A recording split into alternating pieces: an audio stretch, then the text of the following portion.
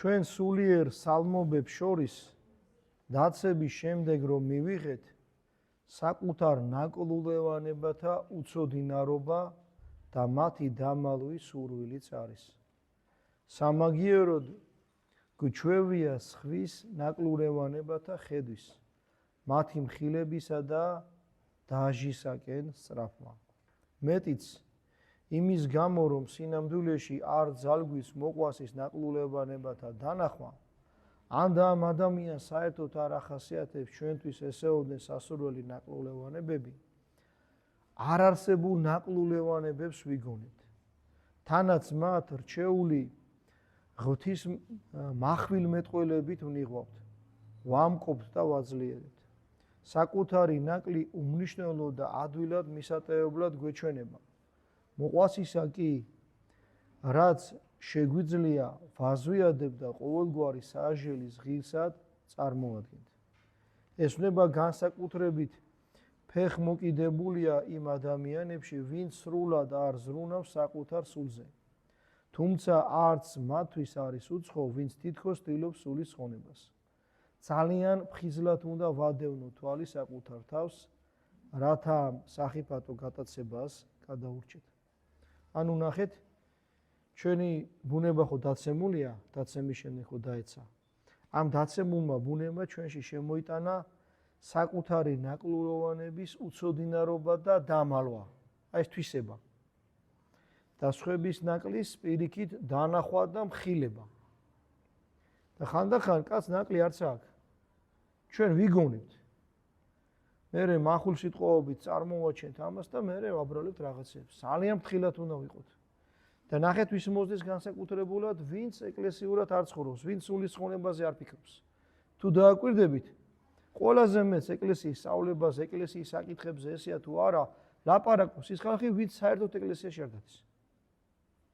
და ჩვენც კი ვინც ტაძარში დავდივართ, ისინიც უნდა ვიყოთ ფრთხილად, რომ ამ სახიფათო გატაცებას გადაურჩეთ. საკუთარი თავისთვის მიმტევებლობა, სხვისთვის მიუტევლება. საკუთარი ცოდების არ დანახვა, სხვისი ვითომ გადარჩენის მიზნით ფრთხილება. სინამდვილეში განიკითხავ და ცილსწამებ მოყვას. წმინდა დავით მეფემ შესწოდა, მაგრამ კარგა ხანს, როგორც ხშირად ემართებათ ხოლმე ცოდვის უფსრულში ჩავარდნილებს, ვერ მიხვდა და ვერ გააცნობიერა თავისი დაცემა. ღმერთმა ნათალ წინასწარმეტყველს უბრძანა ემხილებინა იგი. წინასწარმეტყველმა მეფეს იგაურად აუწყა მისი მდგომარეობა და სთხოვა. განესაჯა და დაესაჯა დამნაშავე. მეფემ უმალ გამოიტანა განაჩენი, რომელიც სიმკაცრით ბევრად აღემატებოდა კანონის მოთხოვნას. აი რას თვითონ ჩაიდინა დავით მეფემ, ეს უთხრა იგავით ნათალ წინასწარმეტყველმა და მეფემ თქვა სიკვდილის ღირსიაო. და მერე უთხრა ნათალ წინასწარმეტყველმა, ეგ შენ გააკეთებ. თავის მიმართ აღარ იყო ესეთი. ჩვენ ადამიანებს ესე გვჩვევია, სხვების მიმართ ვართ კაცრები, ჩვენ თავს პატიოთ, პირიქით უნდა იყო. სხვებს უნდა ადვილად პატიოვდე და საკუთარ თავს უნდა კაცრად განიკითხავდე ადამიანი. ასეთია ჩვენი დაცემული ბუნება. ჩვენი ცოდვებისათვის მოწყალებასა და შეწყნარებას მოველით. მოყვასის ასეთივე ცოდვებისათვის კი პასუხისგებლობასა და საჟელს ვითხოვთ. წინ დახედულება და სიფრთხილე მოგვეთხოვება. სიფრთხილე საკუთარ თავთან მიმართებაში. ნუ განში შენი აზრისა და წარმოდგენის მიხედვით. ვიღაცის გადმოცემის, მithქმა, მოთქმისა თუ ჭორების საფუძველზე, რომ შეგიქმნა. არამედ მიბაძე ღმერთს, რომელმაც თქვა, ღაღადებაი სოდომისა და გომორისა გამრავლებულ არს და ცოდვანი მათნი დიდარიან. გარდავიდე და ვიხილო უკვე თუ ღაღადეისა ვებრ მათისა, რომელი მოიწევიან ჩემ და ეგრეთ აღესრულებიან. თუ შენგან კანონი მოითხოვს ვინმეს განჟას, ზუსტად გამოიციე საქმე და მხოლოდ შემდეგ გამოიტანე მჟავრი. იგივე კანონი ხომ მოყვასის განკითხვასაც გვიკრძალავს. თუ კი ეს განკითხვა თვითნებურად უსამართლოდ ხდება. ხშირად ყოფილა რომ შურს სიძულვილსა და ცილისწამებას უდიდესი მართანი და თვით უფალი იესო ქრისტეც კი კაცთა საზოგადოებისათვის უდიდეს ბოროტმოქმედად წარმოუდგენია. აი რა შეუძლია შურს და ცილისწამებას. ანა მარტო მართლები, უფალიც კი ებრაელმა, ხუცესებმა, ფარისევლებმა, ჯულის მეცნიერებმა ხალხს წარმოუჩინეს, რომ თითქოს იყო ბოროტმოქმედი. ამიტომ ძალიან დიდი სიფრთხილეა საჭირო, რომ ჩვენც არ მოუტყუდეთ და მართალ ადამიანზე არ ვთქვათ, რომ არის დამნაშავე. ღმერთის გამო ღმერთის სათნო განჟა წინ უნდა უძღოდეს ჩვენ ყველა მოქმედებას. და არა მარტო მოყვასის მიმართ, რათა ცილი არ დავწამოთ მართალ და უდანაშაულო ადამიანებს, ან და სასტიკი სასჯელი არ დავადოთ იმ შეცოდებებისათვის, რომლებიც ასეთ მკაცრ ზომებს სრულიად არ იმსახურებენ, განჟა წინ უნდა უძღოდეს ჩვენ ყველა მოქმედებას, როგორც გარეგნულს, ისე შინაგანს. წმინდა მამები განჟას სულიერ განჟას უწოდებენ. იმ მთავარ სათნოებას, რომელზეც დამოკიდებულია ყველა სხვა სათნოებების სისწორე და შესაბამისად მათი ღირსება. სიკეთეც შეიძლება იყოს არასწორი და ბოროტება შეიძლება სიკეთის საფარველით იმოსებოდეს. ჩვენი ბუნებრივი სიკეთე ბოროტებასთან არის შეერთებული და მის მიერ დაზიანებული. ამ დაზიანებული ბუნების გამო ვერასოდეს ვენდობით ვერც გარეგნულ კეთილ აზრებს და ვერც გარეგნულ კეთილ გზნობებს. ჩვენი შეზღუდულობას და ჩვენი დაცემული მდგომარეობაც მოითხოვს, რომ ჩვენს მოქმედებას უსადუოდ წინ უძღოდეს განშა. ღირსი კასიანი რომაელი ანტონი დიდის შესანიშნავ სწავლებას გადმოგვცემს სულიერი განჟის შესახებ. ერთხელ ანტონის დითან ახლომდებარე მონასტრებიდან ბერები ეწვნენ და მთელი ღამე სულიერ საუბარში გაატარეს. სიტყვა იმაზე ჩამოვარდა თუ ყველაზე მეტად რომელი სათნოება იცავს მონოზონს ხიბში ჩავარდნიშა და ეშმაკის მახისაგან. ერთნი მარხვასა და მღვიძარებას ასახელებდნენ. რამე თუ მათი მეშვეობით არის სიფაქიზე აზრი სიფაქიზე სიძენს. იწმინდება და უფრო ადვილად მიახლება ღმერთს. მეოვარენი უპოვარებასა და ქონების მოძულებაზე მიუთითებდნენ. რამე თუ ამ გზით გონება თავს აღწევს, მრავალფერ მიწიერ საზრუნავთა ბორკილებს და ღმერთს ეთვისება. სხვანი მოწყალებას აძლევდნენ უპირატესობას და უფლის სიტყვებს იმოწმებდნენ. მოვედით კურხეულო მამისა ჩემისანო და დაიმკვიდრენით გამზადებული თქვენთვის სასუფეველი დასაბამიდან სოფლისა. ანტონიმ ყველას მოусმინა და ბოლოს თქვა. ყველაფერი, რასაც თქვენ ამბობთ, საჭიროცა და სასარგებლოდ მათთვის, ვინც უფალს ეძიებს. მაგრამ ამ სათნოებებს არ შეუძლია გადამწყვეტი უპირატესობა მიენიჭოს. რადგან ბევრი მინახავს ცხოვრებას, რომ მარხვისა და მღვიძარებაში ატარებდა. უდაბნოში მიდიოდა განმარტოებისათვის. უმკაცრეს უპოვარებაში იყო, მთელ ქონებას გლახაკებს ურიგებდა და თვითონ კი უკიდურეს სიღატაკეში ცხოვრობდა. მაგრამ მერე მიატოვა ღმერთის სათნო გზა, ცოდვილი ცხოვრება დაიწყო და ქრისტესაც კი განუდგა. მაინც რა იყო ამ სულიერი გაუმართავობის მიზეზი? ჩემი აზრით ის, რომ მათ არ ჰქონდათ მთავარი სულიერი განჟის ნიჭი. განჟა ასწავლის ადამიანს ყველაფერში ერიდოს ზომის გადამეტებასა და სამეუფო გზით იაროს. აი ეს კარგად დაიმახსოვრეთ. სულიერად ვინც განჟის, ის ყოველთვის ერიდება გადამეტებას. მარხვაშიც, ლოცვაშიც, წიგნის კითხვაშიც, სხვა რამეშიც ყოველთვის ცდილობს სამეუფო გზით იაროს. იგივე განჟა არ აძლევს ეშმაკს უფლებას, რომ სკარს მანჯვრიდან, ანუ მეტისმეტი მარხვით ზლიოს, ან და მარცხნიდან სხეულის უზომო განსვენებით დასცეს. იგი სულისათვის თვალისა და ლამპლის მოვალეობას ასრულებს, როგორც ახარება გვასწავლის.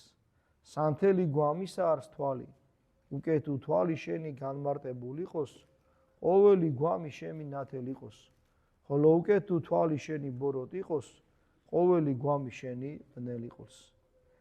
ესეც არის სულიერი განსჯა, იკვლევს რა კაცის ყოველ სიტყვას და გულისხმას, განაგდებს ყოველგვარ უკეთურ აზრს და განზრახვას, საძაგელს წინაშე ღმრთისა და განარიდებს მისგან ხიბლს. ამას წმინდა წერილიც გვიმოწმებს. საულის, ისრაელის პირველ მეფეს, რა კი ღარ გააჩნდა განსჯის უნარი, გონება დაუბრუნდა და ვერ მიხვდა, რომ ღმერთისათვის მისი მცნებების მორჩილება უფრო სათნოა, ვიდრე თითნებური მსხვერპლშეწირვა. მან სწორედ იმით განარისხა ღმერთი, რითაც სათნო ყოფას ფიქრობდა. საულს ეს არ დაემართებოდა მისი გონება განსჯის უნარით რო ყოფილიყო განათლებული. მოციქული სულიერ განსჯას მზეს უწოდებს. მზე ნუ დაჰვალს განრისხებასა თქვენსა.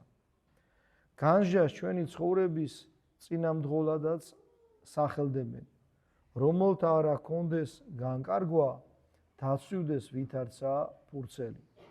წმინდა წერილში მას რჩევაც ეწოდება, ურომლისოდაც ნაბიჯიც არ უნდა გადავდგათ. თვით სულიერი ღვინის მას კი, რომელიც ახარებს გულსა კაცისასა, აკრძალული ამ ზრახვის გარეშე. ზრახვით ყოველსავე იქმოდე, ზრახვით ღვინოსა სვემდ. და კიდევ, ვითარცა ქალაქი ზღუდითა დარღვეული და არა მოზღუდული, ეგრეთვე კაცმან, რომელმა სყოს რაი განუზრახველად.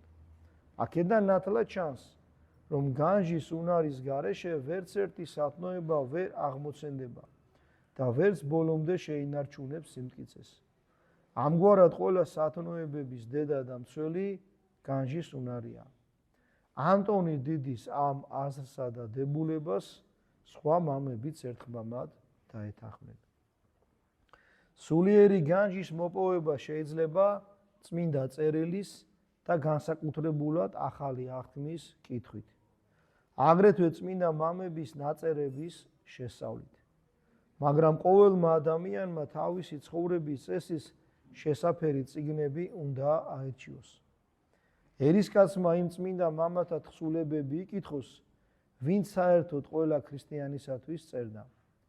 სუგასაცხოვრებელი მონასტრის მკვიდრმა ცხოვრების ამ წესის მიმდევართათვის განკუთვნილი წიგნები, ხოლო განმარტოებუნი წმინდა დაყუდებულ მამათა სწავლებებს უნდა დაეწაფონ, რომლებიც მუდმივად საკუთარ თავს ხედავდნენ, საკუთარ თავს სულიერი მადლისმიერი ხედვიდან კი ღმერთის სულიერ მადლისმიერ ხედვამდე მიდიოდნენ. აუცილებელია, რომ ცხოვრების წესის საკითხავი შესაფერისი იყოს. იყავ მორტყულ სიტყვა, იყვენით მყოფელ სიტყვისა მის, და ნუ ხოლო მსმენელ და შეურაცხვის ყოფილ თავთა თვისთან. აქ ერთი წამით გავჩერდებით და განგიმარტავთ. აი მაგალითად აქ ხوارი ლაპარაკი განსჯა რო ისწავლო, უნდა იკითხოთ წმინდა წერილი და წმინდა მამების ნაშრომები. თქვენ უნდა იკითხოთ იმ მამების ნაშრომები, რომლებიც ერისკაცებს ეწერდნენ. საზოგადო წერდნენ, აი ოჯახური ცხოვრება როგორ უნდა განმარტოს კაცმა ადამიანთან ურთიერთობები. ვინც მონასტერში არიან, იმათმა უნდა იკითხონ ის წიგნები, ვინც მონასტრულ ცხოვრებაზე წერდნენ. ვინც უდაბნოში არიან წასულები და მარტო ცხოვრობენ, იმათმა მეუდაბნოე მამების ცხოვრება. რა ცხოვრებითაც ცხოვრობ, რა ცხოვრების წესაც მისდევ, იმ ცხოვრების შესაბამისი წიგნები უნდა იკითხო და ეს ნახეთ ეს საშუალებას აძლევს კაცს არ ოცნებობს. ისეთ რაღაცებზე არ ფიქრობს, რაც მას არ ჭირდება. პირიქით იმას რო კითხულობს, რაც ჭირდება, იმას პრაქტიკაში იყენებს. აუცილებელია, რომ ცხოვრების წესი საკითხავის შესაბამისი იყოს. რათა იგი მხოლოდ უნაყოფო მეოცნებეობას არ წარმოშობდეს. თუ იმას კითხულობ, რაც შენ არ ჭირდება და შენ იმ ცხოვრებით არ ცხოვრობ. ოცნებობ. რაღაცებზე ფიქრობ, რომელიც შენ შეიძლება ჭეშმარიტების ზიდან გადაგახვევინოს. არც აღზნებისა და ხიბლის მდგომარეობას იწვევდეს. სანთელ არს ფერთა ჩემი ჟული შენი და ნათელ ალახთა ჩემთა. ამბობს წმინდა წერილი. ფეხებში აქ იგულისხმება ზოგადად მოქმედება. ალაგში ქრისტიანის პირადული ქცევა, ნათელში კი სულიერი განჟა. მაშინად, როდესაც საღვთო ჟულს ვსწავლობთ და მაშინად, როდესაც ვცდილობთ შევასრულოთ იგი, დაბალი და გულმოდგინე ლოცვით უნდა გამოვითხოვოთ ზეგარდამო განათლება. ამას გვასწავლის წმინდა წერილი. ნუ განმაშორებე მცნებათაგან შენთა უფალო, მასწავლე სიმართლედი შენი, განანათლენ თვანი ჩემი და მე განვიცადნე საკურველებანი ჟულისა შენისანი, ნუ თაფარავ ჩემგან მცნებათა შენთა. სული სარგებელია წმინდა წერილისა და წმინდა მამათა ეს რჩევა. ყოველ ჩვენს საქმეს, განზრახვას და გულისიტყვას, ყოველ შინაგან სწრაფას თუ გატაცებას წინ სულიერი განჟა წაუნძღვაროთ. საღვთო ჟულის მიხედვით წარმართო ჩვენი გარეგანი და შინაგანი ცხოვრება. უამისო ჩვენი ქცევა ვერც კეთილგონივრული იქნება და ვერც ღმერთისათვის სათნო. უამისოდ ყოველთვის გვაცნუნებს მტერი გარედანაც და შიგნიდანაც. ღმრთის შიშმა დაე გვასწავლოს ღვიძარება და სიფრთხილე. საღვთო ჟულის შესწავლამ კი მისთი მიხედვით ცხოვრებამ მოგვანიჭოს სულიერი განჟა, რომელიც არის კარი სათნოებათა საცავისა და სულიერ სიკეთეთა საუნჯისა. ახდება, უეჭველად ახდება ჩვენზე უფლის სიტყვები, რომლითა განკითხვითა განიკითხვიდეთ განიკითხეთ და რომლითა საწყაულითა მიუწყოთ მოგეწყოს თქვენ. აი ესეთი არის მოკლედ ეკლესიის სწავლება, როგორ უნდა ვისწავლოთ სულიერი განჟა. და ჩვენ ახლა შევაჯამოთ ჩვენი საუბარი. ყოველთვის, როგორც გითხრა წმინდა ეგნატემ, აუცილებელია კაცი სულიერი განჯით უდგებოდეს ყველაფერს. არ უნდა ავჩქარდეთ. აქ ითქვა ძალიან ბევრმა ადამიანმა, არა მარტო წარმართებმა, არამედ წმინდანებმაც კი შესთომები დაუშვეს, იმიტომ რომ რაღაც საკითხი არ განსაჩეს. ამისი მაგალითი მოგცა თვითონ ღმერთმა, როცა სოდომის და გომორის სოდების ღაღადისი ავიდა მასთან, ღმერთი ჩამოვიდა და ნახა მართლა ეს ეხდებოდა თუ არა. თუმცა ეს ღმერთს არ ჭირდებოდა. ამით იცით რა მოხდა უფალმა? რომ გითხრა თუ კი მე ესე ვიქცევი შენ რომელიც ხარ შეზღუდული, რომელიც შეიძლება განჟაში შესდეს, კარგად გამოიკვლიე ყველაფერი და მერე განსაჩი. ჩვენ არაერთხელ გითხოვს და კიდე გავმეორებთ, ეს საუკუნე არის ცილისწამების საუკუნე. ადამიანებს მით უმეტეს იმათ, ვინც ცდილობს მეტნაკლებად სწორედ იცხოვროს, აბრალებენ უამრავ რამეს, რომ მათ ხალხმა არ მიბაძოს, იმ ცხოვრებით არ იცხოვრონ და არ გადარჩნენ. ამიტომ ფრთხილად უნდა ვიყოთ. როგორი კარგი მაგალითი იყო არა მარტო წმინდანები, არამედ იესო ქრისტეც კი საზოგადოებას, ებრაელ ხალხს წარმოუჩინეს ბოროტ მოქმედად. შურმა ცილისწამებამ გააკეთა ეს ყველაფერი. ამიტომ კარგად უნდა ფიქრობდეთ ყოველთვის. და როცა კაცი ფიქრობს, აი რა უნდა გავაკეთე, რომ ცხონდე. აი მაგრა ვიმარხულო? ყველაფერი გაურიგო გაჭირვებულებს, წავიდე უდაბნოში და ასე შემდეგ. როგორც ანტონე დიდმა გითხრა, ეს ყველაფერი კაია. მაგრამ ამასთან უნდა ახდეს სულიერი განჟა. თუ შეიძლება კაცმა კარგად დაიწყოს და მერე დაამთავროს ცუდად. ეს იმიტომ რომ არ დაიწყოს სწორად, სულიერად არ გაჯიდა იმას, რასაც აკეთებდა, არ ფიქრობდა ამა თუ იმ საკითხზე ძირფესვიანად. უნდა ვიკითხოთ წმინდა წერილი, მამების ნაშრომები, იმის მიხედვით, რა ცხოვრების წესი ჩვენ გვაქვს და კიდე ერთი, მარტო ისო შენ წაიკითხე. ეს სულიერ განჯის უნდას არ მოგცემს, უნდა ღმერთს ვთხოვოთ, რომ ეს ნიჭი მოგცეს, ეს არის ღვთის ნიჭი. ამას კაცი მარტო თავისით ვერ შეიცეს. ამიტომ აი ფსალმუნების მუხლები იყო ჩამოთვლილი მშვენივრად, რომ მომანიჭე მე ღმერთო შენი მცნებების დანახვის უნარი და ასე შემდეგ. ასე შეიძლება შევაჯამოთ ჩვენი საუბარი. ძალიან ფრთხილად ვიყოთ. განა მარტო ისინი ვარდებიან ამ ცოდვაში, ვინც არ ეკლესიურად ცხოვრობენ. და სულზე არ ფიქრობენ. თქვენც ვინც ტაძარში დადიხართ და ჩვენც ამისგან დაზღვეულები არა ვართ.